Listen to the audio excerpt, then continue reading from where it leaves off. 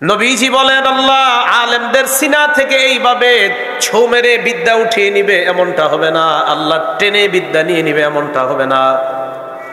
ওয়ালাকিন ইয়াকবিজুল ইলমা বিকবজিল উলামা, আল্লাহ আলেমদেরকে উঠিয়ে নেওয়ার মাধ্যমে এলেম দুনিয়া থেকে উঠিয়ে নিবেন। আলেমরা বিদায় নিবে, এই আলেমদের সাথে এলেম দুনিয়া থেকে উঠে যাবে। তাহলে আলেমরা বিদায় নিবে, তাদের সাথে এলেম দুনিয়া থেকে উঠে যাবে। এমন একটা পরিস্থিতি সৃষ্টি হবে, হাত্তা ইযা লাম ইউবকি আলিমা, মানুষ যখন আলেমার তালাশ করে পাবে না, ইত্তাখাযান নাসু রুউসান জুহালা, মানুষ জাহেলদেরকে ধর্মীয় নেতা বানাবে। ফাস্তাফতাউ ফাফতাউ বিগাইরি ইলমিন, মানুষ ওই জাহেলদের কাছে ফতোয়া জিজ্ঞাসা করবে। জাহেলরা বিদ্যা ছাড়া ফতোয়া দিয়ে দিবে। ফতোয়া দেওয়ার পর ফাদাল্লু ওয়া আদাল্লু, নিজেরাও পথভ্রষ্ট হবে, যাদেরকে ফতোয়া দিবে তাদেরকেও পথভ্রষ্ট করবে। যেমন লিখে পাঠাবেন যে নারীরা কি অপবিত্র অবস্থা, অর্থাৎ তাদের যে অসুস্থতা অবস্থায় কোরআন পড়তে পারবে কিনা, মনে করেন মাইরা দিবে, হ্যাঁ পারবে, দিয়ে দিল, হ্যাঁ দিয়ে দিল। অথচ আছে হাদিসের মধ্যে আল হাইজ ওয়াল জুনুবু লা ইয়াকরাউনাল কুরআন, যাদের উপর গোসল ফরজ আর যে সমস্ত নারীরা অসুস্থ হবে তারা কোরআন পড়তে পারবে না, তো এই বলে দিল আর কি পড়তে পারবে। এরকম বিদ্যা ছাড়া ফতোয়া দিয়ে দিবে, এমন একটা অবস্থা সৃষ্টি হবে। আল্লাহ আমাদেরকে বুঝার তৌফিক দান করেন। রাসূলুল্লাহ সাল্লাল্লাহু আলাইহি সাল্লাম বলছেন, লা তাকুমুস সাআ হাত্তা ইউকবাজাল ইলম, কিয়ামত হবে না ইলম না উঠিয়ে নেওয়া পর্যন্ত। এরপর নবী বলেন, ওয়াতাকসুরাজ জালাজিল, কিয়ামতের আগে অনেকগুলা ভূমিকম্প হবে, একটা না অনেকগুলা ভূমিকম্প হবে। বলেন একটা না অনেকগুলা? সে অনেকগুলার মধ্যে যে আমাদের বাংলাদেশে হবে না ব্যাপারটা কিন্তু এমন না, অনেকগুলা হবে। ওয়াতাকসুরাল ফিতান, ফিতনা হবে অনেকগুলা, একের পর এক ফিতনা আসতেই থাকবে। ওয়ায়াকসুরাল হারজু, খুন খারাপি বাড়তেই থাকবে। বলেন এগুলা কি বাড়ছে না কমছে? হাত্তা ইয়াকসুরা ফীকুমুল মাল ফায়াফিদা, তোমাদের এত সম্পদ হবে, সম্পদ হইতে হইতে সম্পদ উপচে পড়বে, এরপরেও বলবা আরো লাগবে। সম্পদ হইতে হইতে উপচে পড়বে।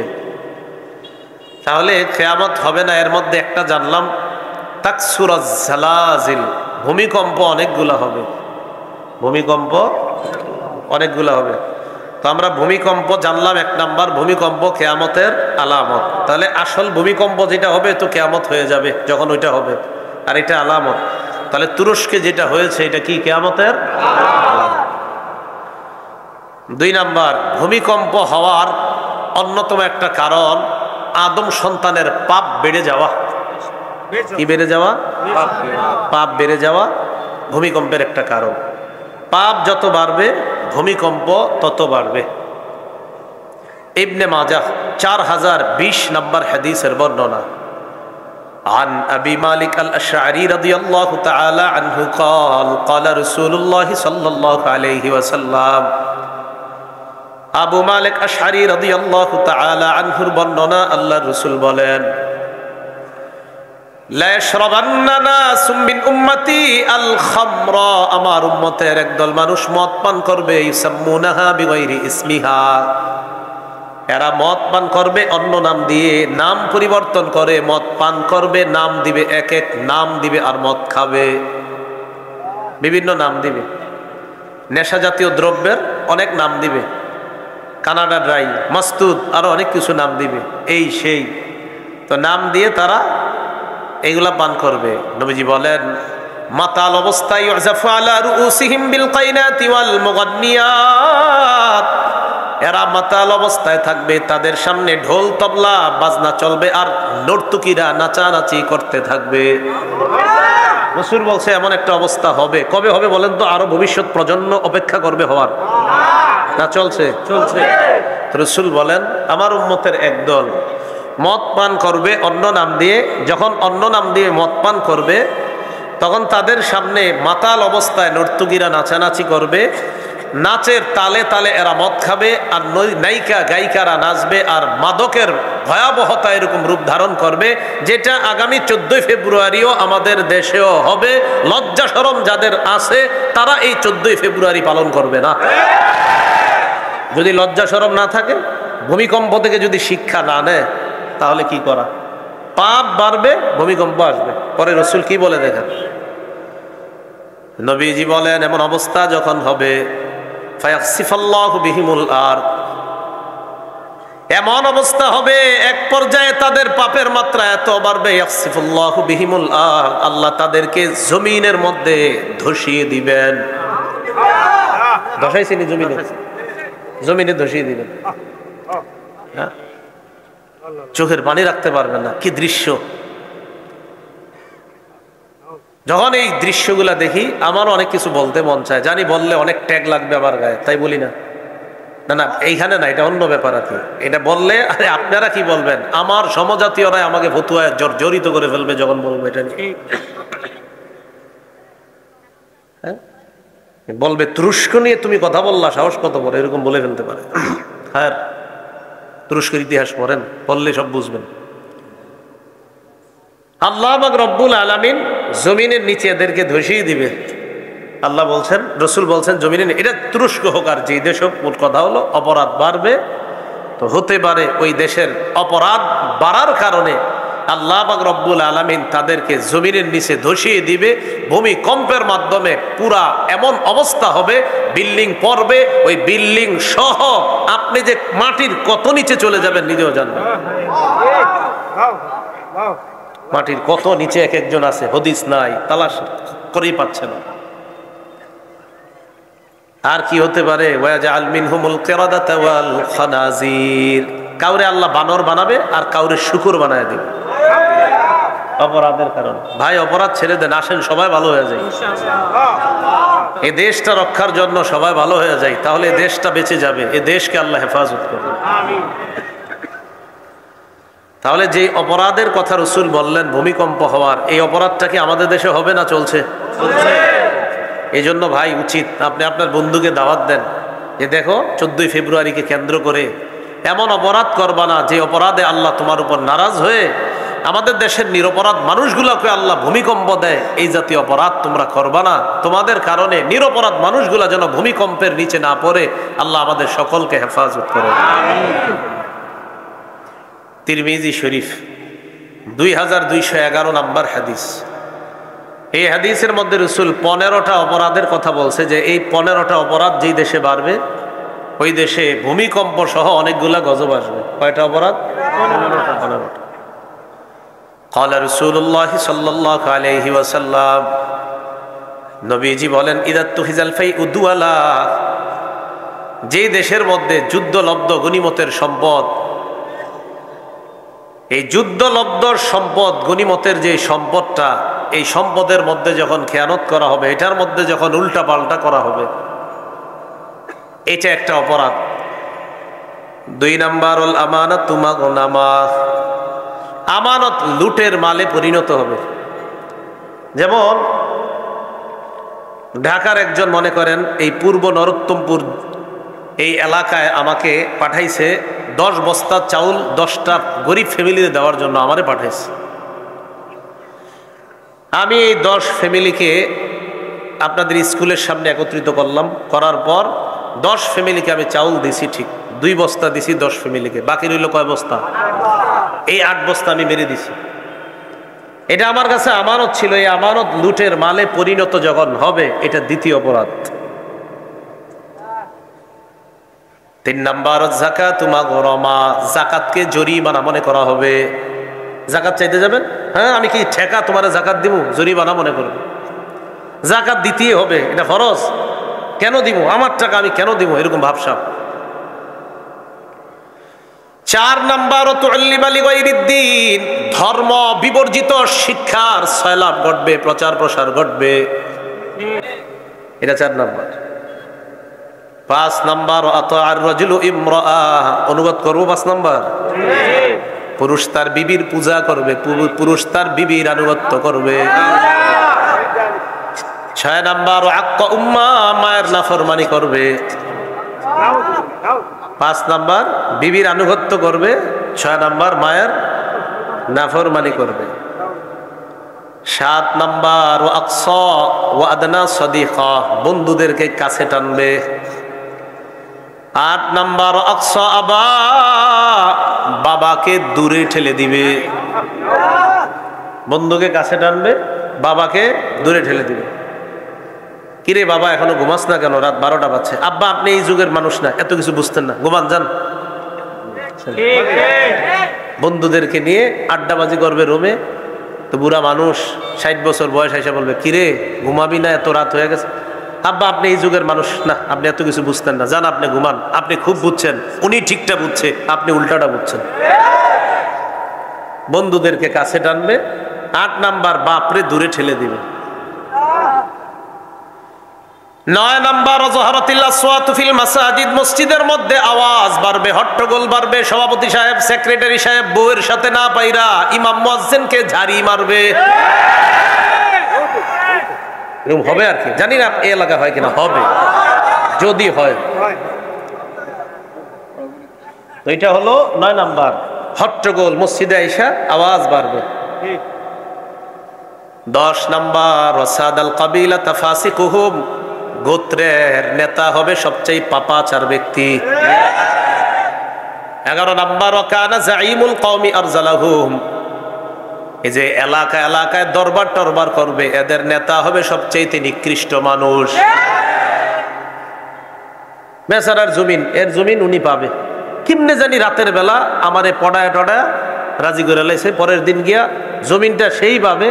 এখন আমি পরের দিন পুরাই পুরাই উল্টা সবার কথা টথা শুনে আমি বললাম, আমি সব শুনে টুনে বুঝতে পারলাম জমিন এটা হের না, জমিন এটা তার না, এটা তার, আসলে এটা হের।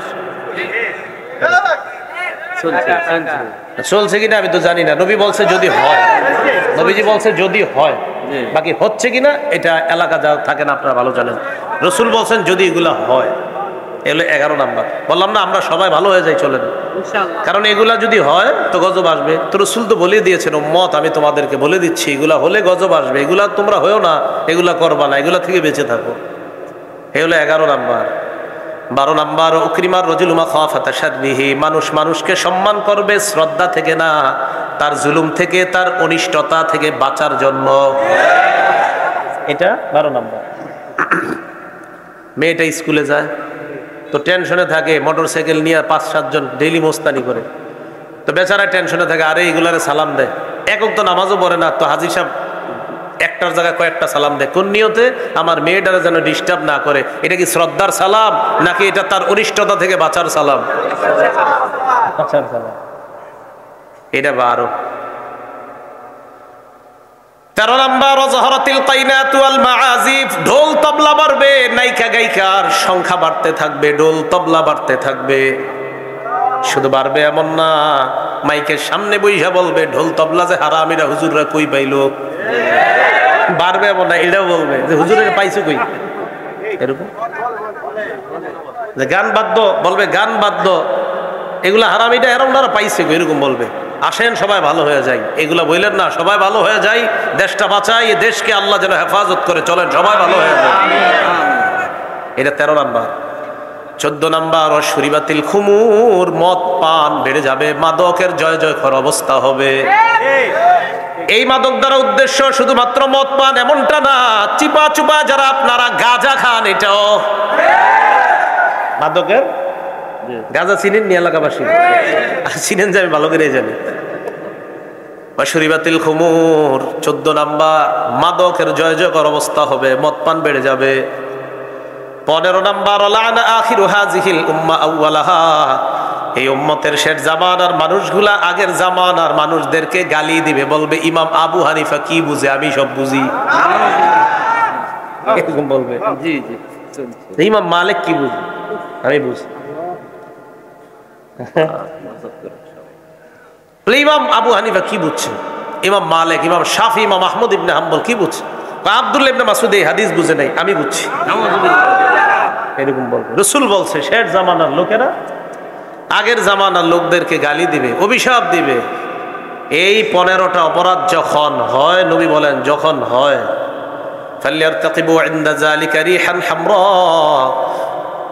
ওই মানুষগুলা যেন গরম বাতাসের অপেক্ষা করে, অগ্নি বাতাসের অপেক্ষা করে।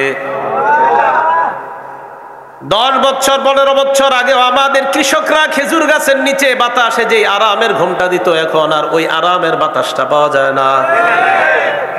হুজুর ঠিক না? গরমকালে একটা আরামের বাতাস ছিল, 1টা বাজে 12টা বাজে বের হইলে কৃষকরা দেখা যেত খেজুর গাছের নিচে ঘুমায় রয়েছে, আরামের বাতাস। সেই আরামের বাতাসটা দেখবেন নাই, এটা আপনার তাপমাত্রা বেড়ে যাচ্ছে।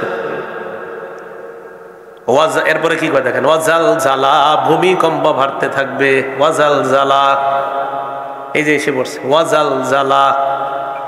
এই 15টা অপরাধ যখন হবে, ওয়াজাল জালা, ভূমিকম্প বাড়বে। এজন্য আমরা সবাই দাওয়াত দিই, চলেন সবাই ভালো হয়ে যাই, সবাই অপরাধ ছেড়ে দেই, আল্লাহ যেন দেশটা হেফাজত করে। ওয়া খাসফা, নবী বলেন ভূমি ধস হবে। ওয়া মাসখা, চেহারা বিকৃত হবে, মানুষের চেহারা বিকৃত হয়ে যাবে। শুধু বিকৃত হবে এমন না, মানুষ নিজেরা নিজেদের চেহারা বিকৃত করবে, আর এটার নাম দিবে হ্যালোউইন। কি সুন্দর মানুষ, আপনি চিনবেন না, এর চেহারা বিকৃত করে ফেলছে। কি এরকম হবে না হচ্ছে? এরকম চেহারা বিকৃত করে ফেলছে, চেহারা উল্টা পাল্টা করে ফেলছে। নবীজি সাল্লাল্লাহু আলাইহি সাল্লাম কয় এগুলা মনে করবে এটা গজব।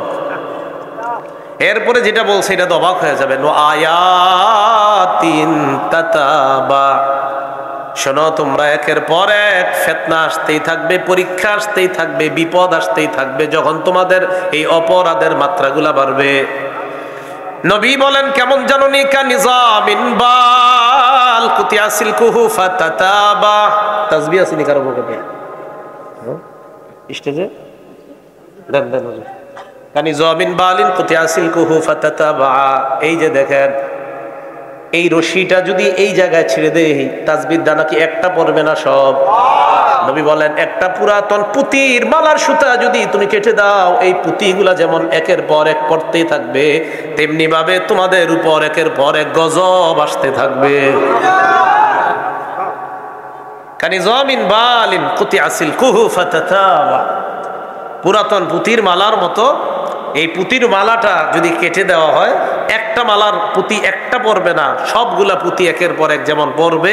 এখন রাসূল বলছেন পড়বে মানে একটু দেরি করে না, একটার পর একটার পর একটার পর একটা, এরকম তোমাদের এই অপরাধ যখন বাড়তে থাকবে, একটার পর একটা গজব আসতেই থাকবে। হ্যাঁ, মনে রাখবা নাসাই শরীফের বর্ণনা 4191, 4189, 4181 সব গজব সম্পর্কে রাসূল বলেন, এই বর্তমান যে মুসিবতটায় পড়বা, বর্তমান যে গজবটায় পড়বা, এই পরের গজবটা হবে এটার চেয়ে আরো ভয়ঙ্কর। করোনার সময় আমরা কি মনে করছি, এর চেয়ে ভয়ঙ্কর গজব আর আসবে না। এখন তুরস্কেরটা পুরা পৃথিবী বলবে এটার চেয়ে ভয়ঙ্কর গজব আর আসে নাই। এরপরে যেটা হবে এটা এটার চেয়ে আরো ভয়ঙ্কর হবে। তাই আসেন পুরা পৃথিবীর মুসলমান আমরা সবাই ভালো হয়ে যাই গজব থেকে বাঁচার জন্য, উপায় নাই। তো বলছিলাম ভূমিকম্প হওয়াটা কিয়ামতের আলামত। আসল যেটা হবে এটা তো কিয়ামত হয়ে যাবে, এটার আগে যেগুলা ঘটবে 48 সেকেন্ড, 30 সেকেন্ড, 2 সেকেন্ড, 5 সেকেন্ড, এগুলো আল্লাহ দেখায় দেয়।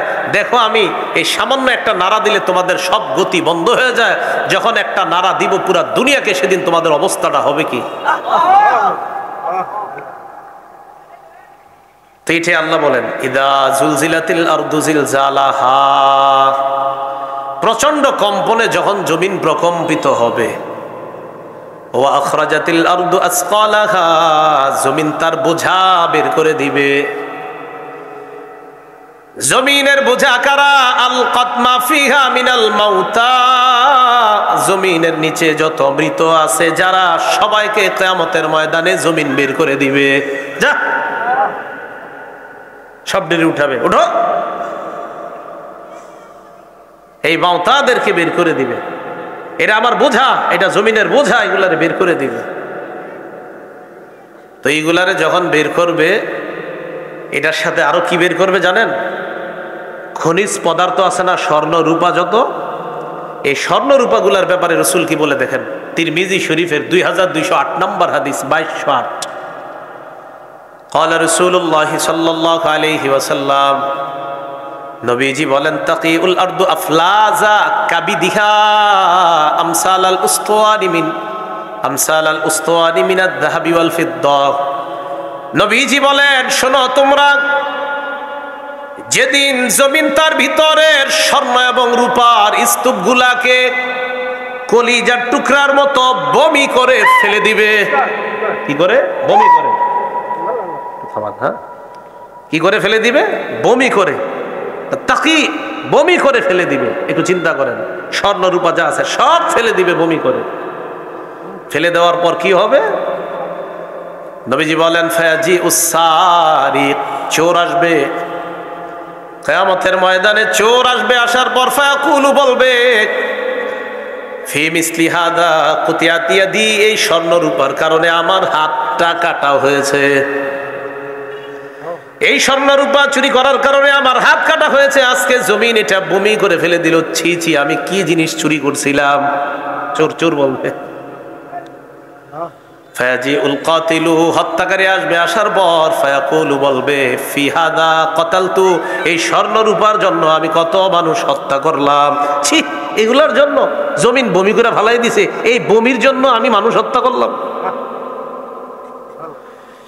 ফায়াজিউল কাতিউ, আত্মীয়তার সম্পর্ক ছিন্নকারী এই ব্যক্তি কিয়ামতের ময়দানে আসবে, আসার পর ফায়াকুলু বলবে ফি হাদা কাতাতু রাহিমি, এই স্বর্ণ রূপার জন্য আমি আমার রক্তের সম্পর্ক ছিন্ন করেছিলাম। আলমারির মধ্যে স্বর্ণ রূপা লুকিয়ে রেখেছিলাম, আত্মীয় স্বজন যেন না দেখে। আমার কাছে যে এত সম্পদ আছে, আত্মীয় স্বজনরা যেন টের না পায়, তাই আত্মীয় স্বজনদের সাথে সম্পর্কটাই ছিন্ন করে ফেলেছিলাম। আজকে জমিন বমি করে ফেলে দিছে। মানে বুঝছেননি? মানে চোর বলবে এই বমির জন্য আমার হাত কাটা হলো। হত্যাকারী বলবে এই বমির জন্য আমি মানুষ হত্যা করলাম, যেটা জমিন বমি করে ফেলাই দিস। আর আত্মীয়তার সম্পর্ক ছিন্নকারী বলবে এই বমি, এটার জন্য আমি, আমার কাছে যেন আমার বোন না আসে, ভাই না আসে, লুকায় রাখতাম সব। ছি ছি, এই বমির জন্য। এখন কথা হলো সুম্মায়া দাউনা, তো ঠিক আছে বমির জন্য দুনিয়াতে না হয় তুমি এগুলা আত্মীয় রক্ষা সম্পর্ক রক্ষা করো নাই, তো এখন নাও। রসুল বলেন সুম্মায়া দাউনা, ওই চোর, ওই হত্যাকারী, রক্তের সম্পর্ক ছিন্নকারী সবাই ইয়া দাউনা ছেড়ে দিবে। যা লা ইয়াখুযুনা মিনহু শাইআ, কেউ একটু নিবে না, কারণ এটা বমি। ছি, এটা কি নিব? কেউ নিবে না, এটা ছেড়ে চলে যাবে। তাহলে কি বুঝলাম ভাই? ওয়া আখরাজাতিল আরদু আসকালাহা, জমিন তার মাঝে যে বোঝা আছে সব ফেলে দিবে। তাহলে স্বর্ণ রূপাগুলা কিসের মতো ফেলাবে? বমি। বোঝা, আমার পেটে বোঝা ছিল, যা বমি করে ফেলে দিলাম। মাউতাদেরকে উঠাইয়া দিবে, আল্লাহর সামনে দাঁড়াবে সব চুপচাপ। এটাই আখরাজাতিল আরদু আসকালাহা। তো মানুষ যখন এরকম উঠবে, ওঠার পর বলবে, যখন এইভাবে জমিন এইটারে উঠাবে মানুষে, ওয়াকালাল ইনসানু মা লাহা, মানুষ বলবে জমিনের হলোটা কি, এমন করে কেন? এবার আল্লাহ বলেন ইয়াউমা ইযিন তুহাদ্দিসু আখবারাহা, যেদিন জমিন তার সব বৃত্তান্ত বর্ণনা করে শোনায়া দিবে। সব বৃত্তান্ত শোনায়া দিবে। আমি আপনি এখানে বসে রয়েছি না, জমিন এটাও শোনাবে। এখন যারা গুনাহ করতেছে জমিন এটাও শোনাবে। আমরা যারা ওয়াজ শুনতেছি জমিন এটাও শোনাবে। এখন যারা অশ্লীল সিনেমা দেখতেছে জমিন এটাও শোনাবে। তিরমিজির বর্ণনা 2429 নম্বর হাদিস, আবু হুরায়রা রাদিয়াল্লাহু তাআলা আনহুর বর্ণনা। ক্বালা রাসূলুল্লাহ সাল্লাল্লাহু আলাইহি ওয়াসাল্লাম, আবু হুরায়রা বলেন ক্বারা রাসূলুল্লাহ সাল্লাল্লাহু আলাইহি ওয়াসাল্লাম ইয়াউমা ইযিন তুহাদ্দিসু আখবারাহা। আবু হুরায়রা বলেন নবীজি এই আয়াতটা তেলাওয়াত করলেন সূরা জিলজালের, যে সেদিন তুহাদ্দিসু আখবারাহা, জমিন তার সব বৃত্তান্ত আল্লাহর কাছে সব বলে দিবে, সব ফাঁস করে দিবে, সব প্রকাশ করে দিবে। এই আয়াতটা নবীজি পড়লেন। পড়ার পর সাহাবাদেরকে বললেন আতাদরুনা মা আখবারুহা, এই তোমরা কি জানো জমিন কি বৃত্তান্ত বর্ণনা করবে? তোমাদের কি কারো জানা আছে? সাহাবারা বললেন আল্লাহু ওয়া রাসূলুহু আ'লাম, এই ব্যাপারে আল্লাহ আর তার রাসূল ভালো জানে। জমিন কি বৃত্তান্ত আমাদের সামনে বর্ণনা করবে এটা আল্লাহ আর তার নবী ভালো জানে। এবার রাসূল যে কথাটা বলছে, ভাই আমার আপনার সবার জন্য মনে রাখা দরকার। নবীজি বলেন ফাইন্না আখবারহা, জমিন তার বৃত্তান্ত বর্ণনা করার অর্থ হলো এই, আনতা শাদা আলা কুল্লি আবদিন ওয়া আমাতিন বিমা আমিলা, জমিন প্রত্যেক বান্দা বান্দির বিরুদ্ধে আল্লাহর কাছে সাক্ষী দিবে, যা যা করছে সব বলে দিবে, সব বলে আল্লাহ এটাই অপরাধ করছে, এটাও। এই হাদিস আসছে আলা, আলা মানে এগেনস্ট, বিরুদ্ধে। এই আলা এগেনস্ট, বিরুদ্ধে। যদি পক্ষে বলেন ঠিক আছে, জমিন পক্ষে আমরা ভালো কাজ করছি, এটা পক্ষেটা, এটা ধরে নিই পক্ষে এটাও। কারণ মুফাসসিরিনে কেরাম লেখছে যে জমিন সেদিন কি করবে, যে জমিন তুহাদ্দিসু বিমা আমিলাল আমিলুনা, আমলকারীরা যা আমল করছে সব প্রকাশ করে দিবে। আর আল্লাহ রাসূল বললেন শুধু তাই না, প্রত্যেক বান্দা প্রত্যেক বান্দি তারা যে অপকর্মগুলোও করছে এটার বিরুদ্ধেও জমিন আল্লাহর কাছে সব বলে দিবে। একটা সেকেন্ড গুনাহ করার আগে ভাবেন যে আমি কি করছি জমিনের উপর, জমিন না সব বলে দিবে? তুহাদ্দিসু আখবারহাটা একটু চিন্তা করবেন। রাসূলুল্লাহ সাল্লাল্লাহু আলাইহি সাল্লাম বলেন হিয়া আখবারুহা, এটাই জমিনের বর্ণনা, জমিন এমনি সব বলে দিবে। এখন আল্লাহ বলেন নবী আপনি জানেন জমিন কেন বলবে আমার কাছে সব? আল্লাহ বলতেছেন জমিন আমারে যে সব বলে দিবে কেন জানেন? বিআন্না রাব্বাকা আওহা লাহা, কারণ আপনার রব জমিনকে হুকুম করেছে, ওহী প্রেরণ করেছে, জমিনকে নির্দেশ দিয়েছে। এর মানে জমিনকে আল্লাহ বলবে জমিন তোমার মাঝে কারা কি কি অপরাধ করছে সব আমাকে বলে দাও, আমি আল্লাহই বলবো বলতে।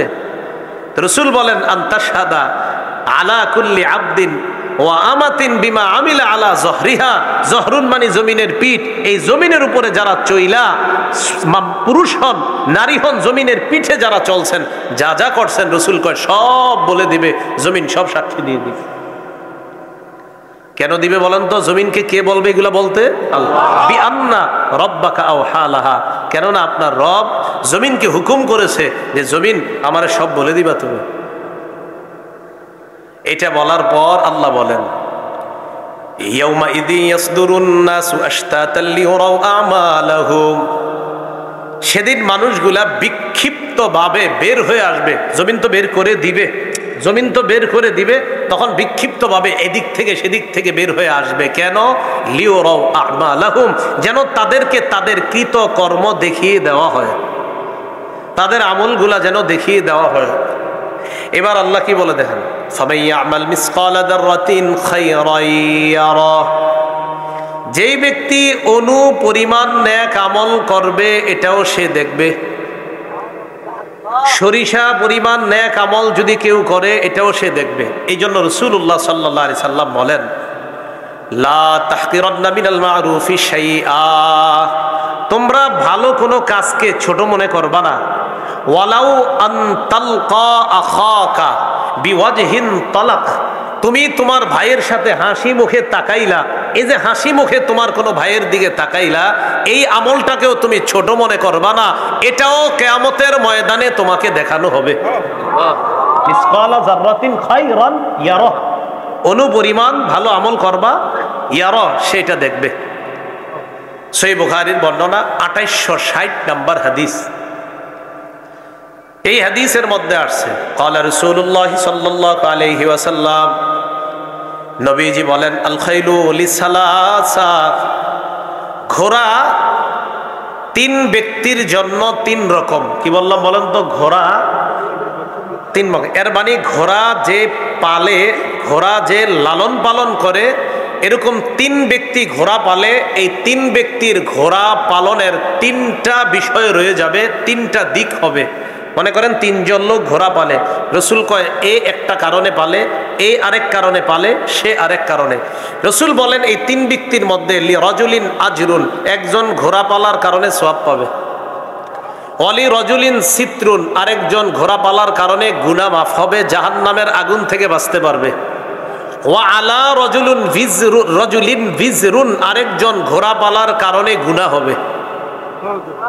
একজন ঘোড়া পালার কারণে সওয়াব, আরেকজন ঘোড়া পালার কারণে জাহান্নাম থেকে বাঁচার উপায় হয়, আরেকজন ঘোড়া পাইলা জাহান্নামী হবে।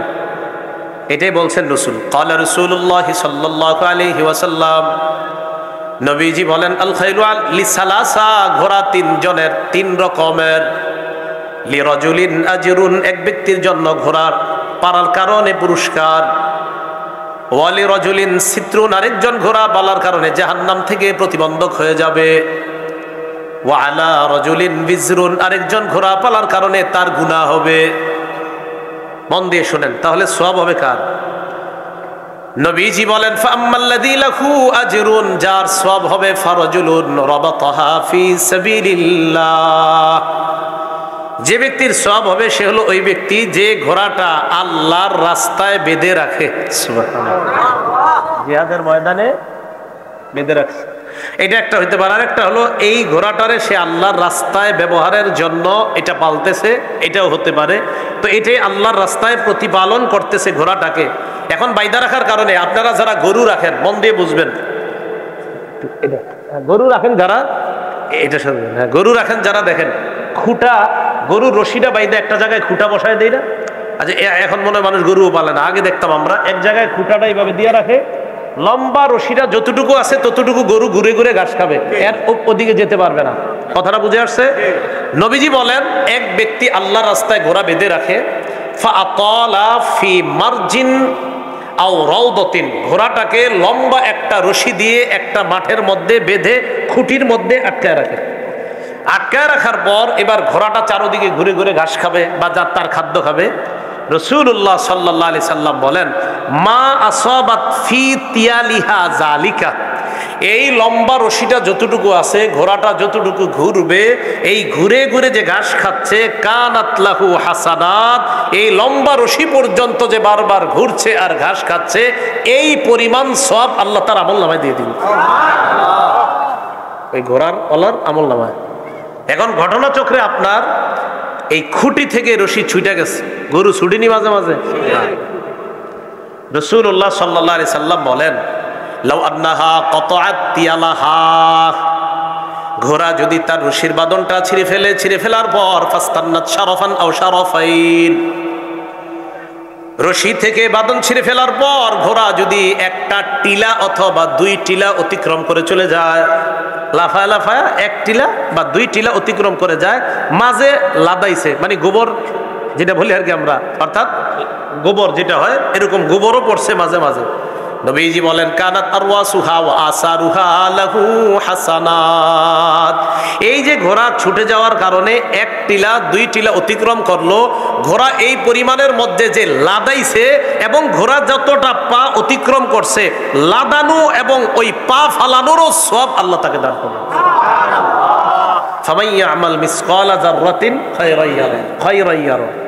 যা করবেন এটা ভালোটা পাবেন। রাসূল এই লম্বা হাদিস শোনায় এই আয়াত তেলাওয়াত করছেন। এখন ঘটনাচক্রে ঘোড়া কি করছে, টিলা একটা পার হইছে, আরেকটা পার হইয়া একটা পুকুর অতিক্রম করে ফেলছে, পুকুর পানি যেখানে খাওয়ায়। নবীজি বলেন লাউ মাররাত বিনাহারিন, নদী অতিক্রম করার সময় যদি ফাশারিবাত মিনহু, নদী থেকে ঘোড়া পানি পান করে, ওয়ালাম ইউরিদ আইয়াসকিয়াহা, ঘোড়ার মালিকের ইচ্ছা ছিল না ঘোড়াকে পানি পান করানোর জন্য, কিন্তু ঘোড়া রশি খুলে একা একা গিয়ে পানি পান করে নেয়। নবী বলেন কানাত লাহু হাসানাত, এই যে ঘোড়া পানি পান করলো, এই পানি পান করাটাও তার আমল নামায় সওয়াব হিসাবে লিপিবদ্ধ হয়ে যায়।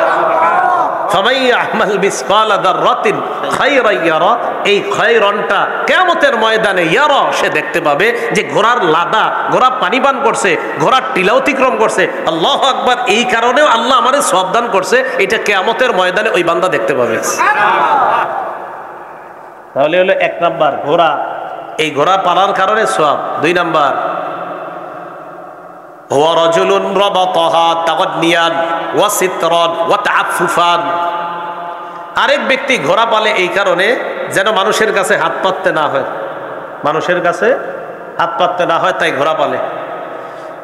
মানুষের কাছে যেন তার প্রয়োজন পুরার জন্য যা যেতে হয়, মানে ঘোড়া পালে এই নিয়তে আল্লাহ এটার মাধ্যমে আমার একটা জীবিকা ব্যবস্থা করে দিয়েন, এটার বাচ্চা হবে, এটা বেচবো আমি, আমারে কিছু টাকা পয়সার ব্যবস্থা করে দিয়েন, এই নিয়তে ঘোড়া পালে। নবীজি বলেন ফাকাযালিকা ফাহিয়া লাহু সিত্রুন কাযালিকা, এই ব্যক্তি মানুষের কাছে হাত পাতা থেকে বাঁচার নিয়তে ঘোড়া পালছে নিজের জীবিকা নির্বাহ করার জন্য, এই ঘোড়া পালাটা তার জাহান্নাম থেকে বাঁচার কারণ হয়ে যাবে। তাহলে এই নিয়তে গরু পালেন, হ্যাঁ গরু পালেন, আপনি এই নিয়তে ছাগল পালেন, গরু পালেন। এবার রাসূলুল্লাহ সাল্লাল্লাহু আলাইহি সাল্লাম বলেন, ওয়া রাজুলুন রাবাতাহা, আরেক ব্যক্তি ঘোড়া পালে ফখরান, অহংকার করার জন্য, দেখো আমি ঘোড়াওয়ালা, আমার 10টা ঘোড়া আছে। ওয়া রিয়াআত, মানুষকে দেখানোর জন্য। ওয়া নিওয়াআন লি আহলিল ইসলাম, মুসলমানদের বিরুদ্ধে এই ঘোড়া সে যুদ্ধের মাঠে পাঠাবে যেন মুসলমানদেরকে শায়েস্তা করা যায়, এটা তার নিয়ত। এটা কি হবে? এটা তার জন্য আলাইহি ভিজরুন, তার গুনাহের কারণ হবে, তার জাহান্নামে যাওয়ার কারণ হবে। মানে ওমাইয়া আমাল মিসকালা যাররাতিন শাররান ইয়ারা, অনু পরিমাণ খারাপ কাজও যদি কেউ করে, শুধু এই নিয়তে ঘোড়াটা পালছে, দ্বারা একটা না একটা কিছু করবো, কিন্তু ঘোড়া যুদ্ধের মাঠে পাঠায় নাই, শুধু নিয়ত ছিল মুসলমানদের বিরুদ্ধে এটা কাজে লাগাবো, এতটুকু নিয়ত করছে। এটা কিয়ামতের মাঠে সে দেখবে, আচ্ছা আমি এতটুকু কাজ করছি, এটাও গুনাহ হয়ে গেছে, সে দেখতে পাবে এটাও তার গুনাহ হয়ে গেছে। কেন মুসলমানদের বিরুদ্ধে নিয়ত করে এই ঘোড়াটা সে পালল। রাসূলুল্লাহ সাল্লাল্লাহু আলাইহি সাল্লাম এগুলা বলার পর শেষে বললেন, আমার উপরে আল্লাহ পাক রব্বুল আলামিন এই সূরার মতো এত সুন্দর সমষ্টিগত সব একত্রিত করে দুনিয়ার কেমন যেন সব বিষয়গুলা নিয়ে এসে আখিরাতের বিষয়গুলাও আল্লাহ একদম সংক্ষেপে, অথচ বিস্তারিত অনেকগুলা জিনিস সংক্ষেপে এনে এমন একটা সূরা আল্লাহ আমার উপরে নাজিল করে দিয়েছেন। তাহলে ফামাইয়া আমাল মিসকালা যাররাতিন খায়রান ইয়ারা ওয়া মাইয়া আমাল মিসকালা যাররাতিন শাররান ইয়ারা। এবার শুনুন, আব্দুল্লাহ ইবনে মাসউদ রাদিয়াল্লাহু তাআলা আনহু বলেন, আমার আপনার এখন করণীয় কি? বলেন তো, আমরা কি মুমিন না পাপাচার? বলেন আলহামদুলিল্লাহ। আব্দুল্লাহ ইবনে মাসউদ বলেন, ইন্নাল মুমিনা ইয়ারা যুনুবাহু কান্নাহু কায়িদুন তাহতা জাবাল, একজন ঈমানদার সে ছোট্ট একটা গুনাহকে মনে করবে বিশাল বড় পাহাড়ের মতো। বলেন গুনাহকে কিসের মতো মনে করব? কান্নাহু কায়িদুন তাহতা জাবাল, যেন এই পাহাড়ের নিচে সে বসা, এই পাহাড়টা যে কোনো সময় তার উপর পড়ে যেতে পারে। এটা একজন মুমিন গুনাহকে এমন মনে করবে। ওয়াইনাল ফাজিরা ইয়ারা যুনুবাহু কাযুবাবিন মাররা আলা আনফিহি, পাপাচার গুনাহকে মনে করবে মাছির মতো, যে মাছি তার নাকের ডগার সামনে দিয়ে যায়।